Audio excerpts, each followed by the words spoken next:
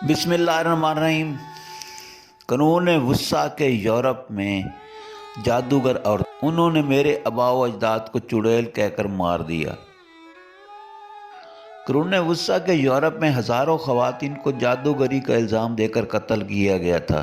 شمال مغربی جرمنی کے ایک چھوٹے سے یونیورسٹی قصبے لمگو کی تاریخ بہت تلخ ہے، اور یہاں کی ایک انتہائی اہم عمارت ڈائن میئر ہاؤس کا نام آپ کو اس کے متعلق یہ اشارے دے سکتا ہے کہ آخر لمگو کی تاریخ تلخ کیوں ہے۔ یہ ان ڈائنوں یا چڑیلوں کے اشارہ کرتی ہے جو 17ویں صدی کے دوران یہاں رہتے تھے اور جنہوں نے یہاں چڑیلوں کے مقدمات کے 3 ادوار دیکھے ہیں۔ سن 1628 کے آغاز میں تقریباً 50 برس کے عرصے کے دوران صرف لمگو قصبے میں 200 سے زائد خواتین اور 5 مردوں کو زندہ جلا دیا گیا تھا، اور ان سب میں سے جن کا نام سامنے آیا ہے وہ تھی مارگریٹ کریو۔ مس مارگریٹ کو ہاتھ کی صفائی دکھانے اور اپنے کمالات اور فن کو ایک نوجوان لڑکی کو سکھانے کے الزام میں سن 1653 کے موسم گرما میں گرفتار کیا گیا تھا۔ انہوں نے تشدد کے نتیجے میں جادو کرنے کا جرم قبول کر لیا اور انہیں اسی برس 10 اگست کو اتوار کے روز جلا دیا گیا تھا۔ حکام نے رعایت کے طور پر پہلے سر قلم کرنے کی اجازت دے دی تھی، اور صدیوں تک مس مارگریٹ کی یہی کہانی تھی، لیکن حال ہی میں ان کی اگلی نسل کے باعث مارگریٹ کی کہانی تبدیل ہو گئی۔ ایک اندازے کے مطابق صرف جرمنی میں 25,000 افراد کو چڑیل ہونے کے شبے میں ہلاک کیا گیا۔ ایک ریٹائرڈ پولیس افسر اور ایک نوبارد ماہر الانصاب برینٹ کرائمر کو اپنے اہل خانہ کا شجرہ نسب جانتے ہوئے یہ پتہ چلا کہ ان کی بیوی اور اولاد کا تعلق مس مارگریٹ کے خاندان کے ساتھ ہے۔ برینٹ کرائمر نے BBC کو بتایا کہ جب ہمیں یہ علم ہوا کہ ہمارے خاندان کے آباء و اجداد میں سے ایک نام نہاد چڑیل تھی، میں ایک دم چونک گیا اور پرجوش ہو گیا۔ یہ وہ چیزیں تھیں جو خاندان کا شجرہ نسب دیکھتے ہوئے میرے سامنے آئیں۔ برینٹ کرائمر اور ان کی اہلیہ میری بیوی کے ذہن میں فوراً اس بیچاری خاتون کا خیال آیا، لیکن ہم یہ جان کر خوف زدہ نہیں ہوئے کیونکہ ہمیں اسکول کے دنوں سے علم تھا کہ ان برسوں میں یورپ میں بہت ناانصافیاں ہوئی تھیں۔ مس مارگریٹ پر اپنے 6 سالہ سوتیلے بیٹے کو پیٹنے اور سزا دینے کا الزام لگایا گیا تھا۔ کرائمر کا خاندان لمگو سے 3 گھنٹے کی مسافت پر بریمر ہاوین میں رہتا ہے۔ ان کا خیال ہے کہ ان کی دور کی رشتہ دار کو چاہیے، اب جتنا بھی وقت گزر چکا ہے اس کے باوجود انصاف ملنا چاہیے۔ متعدد صدیاں گزرنے کے بعد انہوں نے سن 2012 میں سٹی کونسل کو ایک باقاعدہ درخواست دی جس میں کہا گیا ہے کہ مس مارگریٹ کو عزت سے نوازا جائے۔ 5 برس بعد ان کا اور جادوگری کرنے کے مقدمات کے دیگر متاثرین کا نام ریکارڈ سے نکال دیا گیا۔ وچ میئر ہاؤس کی عمارت اب لمگو میں ایک عجائب گھر ہے جہاں شہر کے تلخ اور تاریخ ماضی کی متعدد چیزیں رکھی گئی ہیں۔ کرائمر کا کہنا ہے کہ ہم نے سوچا کہ ناانصافی کے باعث ان کا نام نکلوانا بہت ضروری ہے، خاص طور پر اگر یہ ناانصافی ریاست یا کلیسا کی جانب سے کی گئی ہے۔ بہت زیادہ وقت گزرنے کے باوجود ان کا درست ہونا ضروری ہے۔ ہر وہ ناانصافی کا مقدمہ جسے سامنے لایا گیا ماضی میں فراموش کر دیا گیا تھا۔ ایک بڑی جادوگرنی کی تلاش 17ویں صدی میں میساچوسٹس میں اور دنیا بھر میں سیلم کے مقدمات میں بہت مشہور ہوئے، لیکن یورپ جادوگرنیوں کے حوالے سے غیر معمولی طور پر بڑا مرکز تھا۔ سیلم میں 200 لوگوں پر الزامات لگے اور وی نے اپنی زندگی گنوائی۔ موجودہ جرمنی میں اندازہ ہے کہ پھانسیوں کی مجموعی تعداد 25,000 ہوگی۔ مثال کے طور پر سوئٹزرلینڈ کا ایک گاؤں مکمل طور پر ختم ہو گیا۔ سیلم ٹرائلز پوری دنیا میں مشہور ہیں، لیکن 17ویں صدی میں یورپ میں جادوگرنیوں کی تلاش کو غیر معمولی مقبولیت ملی۔ یہ کہا جاتا ہے کہ 16ویں اور 17ویں صدی کے درمیان یورپ میں 40,000 سے 60,000 افراد کو موت کے گھاٹ اتار دیا گیا۔ پروٹسٹنٹ فرقے سے تعلق رکھنے والے پادری ہارمٹ ہیگلر اور نامی ٹاؤن میں رہتے تھے۔ یہ کولون شہر سے نصف گھنٹے کی مسافت پر ہے۔ سن 2010 سے اب تک انہوں نے جرمنی میں جادوگرنی کی تلاش کے متاثرین کی مدد کی ہے۔ فادر ہیگلر نے بتایا کہ میرے لیے یہ میرے عقیدے کے مسترد ہونے کا سوال ہے یسوع مسیح پر بھی خود الزام لگا، ان پر تشدد ہوا اور انہیں مارا گیا، اور ہم مسیح یہ کہتے ہیں کہ وہ معصوم تھے۔ وہ کہتے ہیں کہ وچ ہنٹ کا شکار ہونے والوں کے ساتھ بھی یہی کچھ ہوا، مگر وہ یہ بھی کہتے ہیں کہ ان کی جنگ فقط ماضی کے لوگوں کے لیے نہیں ہے، بلکہ یہ موجودہ دور میں بھی تشدد اور پسماندگی سے متعلق ہے۔ بچوں پر بھی جادوگری کے الزامات لگائے جاتے تھے اور انہیں لکڑیوں میں جلا دیا جاتا تھا۔ فادر ہیگلر کہتے ہیں کہ ایک کیس سے پتہ چلتا ہے کہ ایک 9 سالہ بچی کرسٹین ٹائپل کو مئی سن 1630 میں پھانسی دی گئی۔ یہ واقعہ اوبر کرچن میں پیش آیا۔ کرسٹین نے لوگوں کو بتانا شروع کیا کہ وہ ایک جادوگرنی ہے، اور انہیں 15 لوگوں سمیت شیطان کے ساتھ ڈانس کرنے کے لیے ایک رات اٹھایا گیا۔ ان لوگوں میں سے 6 خواتین اور 1 لڑکی اور 8 مرد تھے۔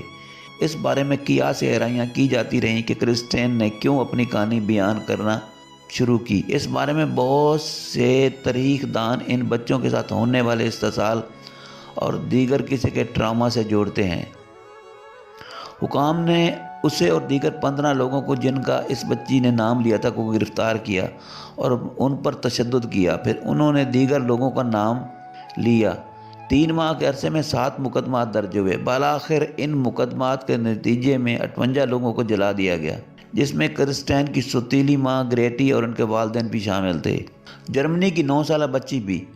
فادر ہیگلر کہتے ہیں کہ اس لڑکی پر تشدد کے حوالے سے کچھ بھی نہیں ہے، لیکن آپ سمجھ سکتے ہیں کہ ایک 9 سالہ بچی بہت زیادہ خوف زدہ ہو گئی ہوگی جب اسے تشدد کے ہتھیار دکھائے گئے ہوں گے۔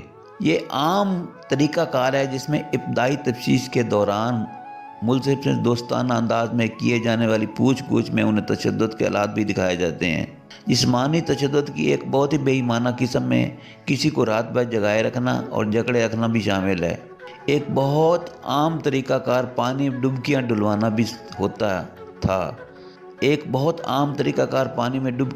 بھی ہوتا تھا۔ جب ایک کرسی سے بندھی ہوئی جادوگرنی کو پانی میں ڈبکیاں دی جاتی تھیں، اگر وہ پانی کی سطح پر رہتی تو یہ سمجھ لیا جاتا کہ وہ اوپر اس لیے رہی ہیں کیونکہ انہوں نے جادو کا استعمال کیا تھا، اور اس لیے پھر انہیں جلا دیا جاتا تھا۔ اگر وہ ڈوب جاتی تو انہیں معصوم سمجھا جاتا تھا، جو غیر ارادی طور پر مرنا کہا جاتا ہے۔ تاریخ دانوں نے چڑیلوں کی تلاش اور انہیں مبینہ طور پر شیطانوں کے ساتھ جنسی عمل کرنے کی سزا کے متعلق بات کی ہے۔ اگرچہ مردوں کو بھی جادو کے جرم میں پھانسی دی جاتی تھی، لیکن ان کا شکار ہونے والوں میں 85% سے زیادہ خواتین تھیں۔ ان پر اکثر یہ الزام لگتا تھا کہ انہوں نے شیطانوں کے ساتھ جنسی عمل کیا ہے۔ 15ویں صدی میں میلیس میلفاکارم نے جادوگرنی کی تلاش سے متعلق تحریر میں زیادہ زور خواتین کی شرمگیزی اور جنسی بھوک پر دیا، اور انہیں نیکی اور اچھائی میں غیر اعتدال پسند مخلوق کے طور پر بیان کیا گیا ہے۔ کلائر مشیل ایک وکیل ہیں، انہوں نے سکاٹ لینڈ میں اس حوالے سے مہم شروع کر رکھی ہے۔ ان کا کہنا ہے کہ عورت سے نفرت کا عنصر اس دور سے موجودہ دور تک جاری ہے۔ ایک گفتگو میں ان کا کہنا تھا کہ جادو کو آج کے جدید دور میں استعمال کیا جاتا ہے سماجی طور پر کنٹرول حاصل کرنے کے لیے اور بچوں اور خواتین پر تشدد کرنے کے لیے۔ ان کی مہم میں معافی کا مطالبہ کیا جا رہا ہے۔ معافی نامہ ایک یادگار جسے ان لوگوں سے منسوب کیا جائے جنہیں سکاٹش وچ کرافٹ ایکٹ کے تحت سزا دی گئی ہے۔ یہ ایکٹ 1523 میں نافذ العمل ہوا تھا اور 1763 تک موجود رہا۔ 1704 میں لیلیا ایڈی کی موت قید خانے میں ہوگی۔ ان پر جادوگری کا الزام تھا۔ حال ہی میں اس گروپ نے ان یادگاری تختیوں کے لیے مہم چلائی تھی، جن کی نقاب کشائی ساحلی پٹی کے گرد کولورس کے تاریخی گاؤں میں ہوئی۔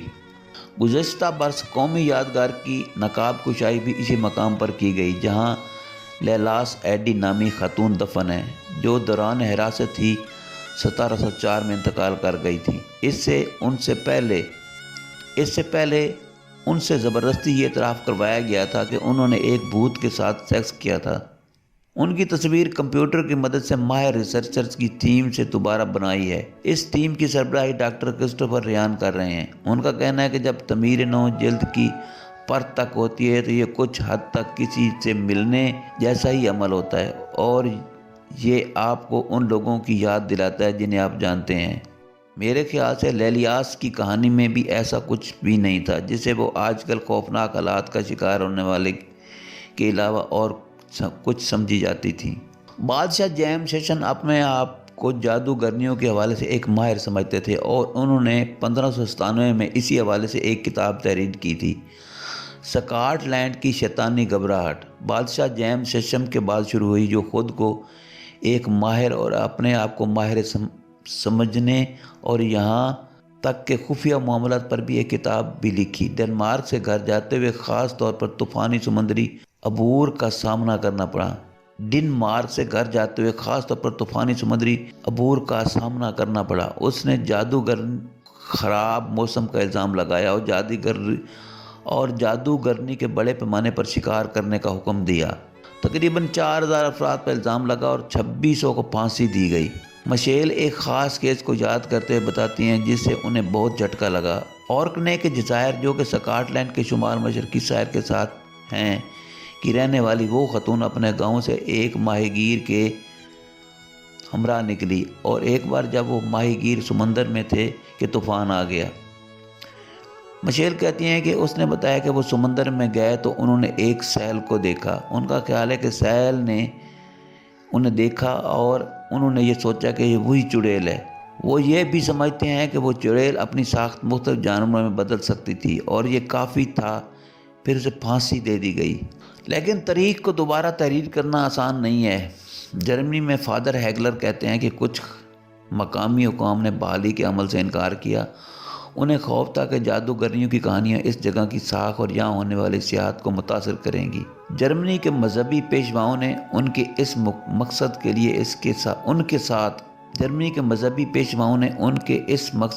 ان کے ساتھ ہمدردی کا اظہار کیا، لیکن ان کا کہنا تھا کہ چرچ کو صرف ساحل پر توجہ دینی چاہیے، جیسا کہ تارکین وطن کا مسئلہ اور غربت کے مسائل۔ آئرلینڈ میں متاثرین کی یادگار کے لیے مہم اب بھی جاری ہے، لیکن مس مشیل کا کہنا ہے کہ حال ہی میں نے غلامی کے دور کے مجسموں کو ہٹائے جانے کے لیے چلائی جانے والی مہم میں اس بات کا ثبوت ہے کہ لوگ تاریخ کو اہمیت دیتے ہیں۔